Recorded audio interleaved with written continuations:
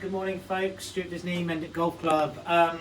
Following on Lockdown 3.0 and answering some or redoing some swing videos for people.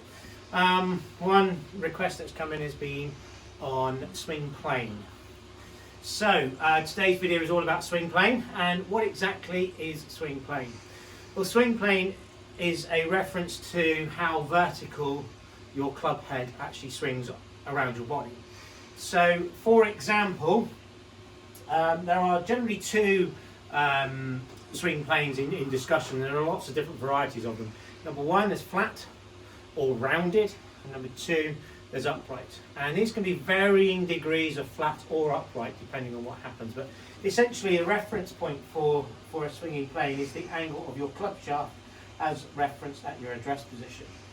So, a swinging plane, right, a good swinging plane would be to have the club head swinging on this type of angle as you move the club away from the golf ball, popping the club head into a position where it is still in front of your toe line.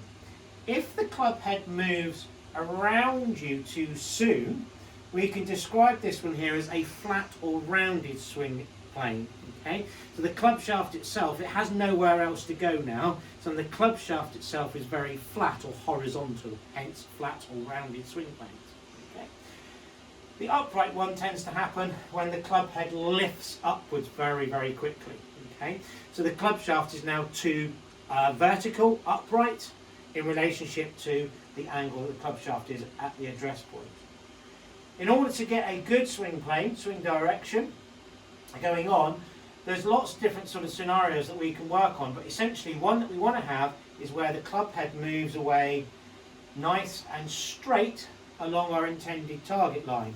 The rotation of our shoulders brings the club head in that rounded, more rounded fashion, popping it into the slot that you can see here. As I continue onwards, the natural hinge of my wrists now pops the club shaft up in the air, and that club shaft points somewhere between my feet and the ball. Okay. We continue onwards, that will pop the club shaft behind my right shoulder. If I have a flat swing plane, my arms are going to be down in this position.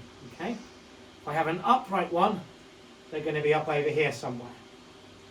So you can actually have a rounded start to the golf swing and then a liftward upwards, very sort of reminiscent of Sandy Lyle, who used to swing a little bit round and then upwards almost in two sections. Pops him into a very good position at the highest point, which is why he was in the 80s the world's best player.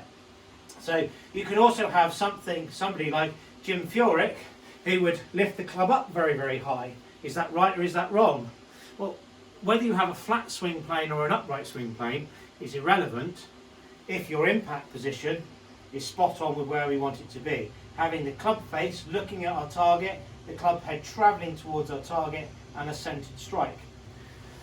So, to recap, folks, swing plane, yes, it's important.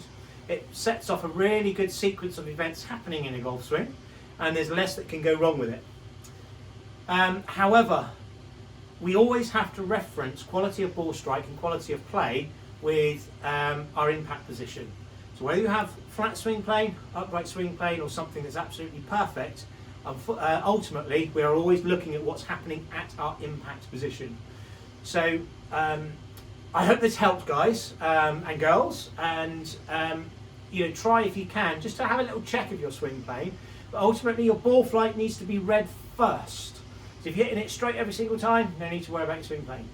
And if you've got excessive curvature one way or the other on your ball flight, then you need to perhaps look at the reasons why and whether your swinging plane or swinging direction is having anything to do with it. Hope that helped, folks.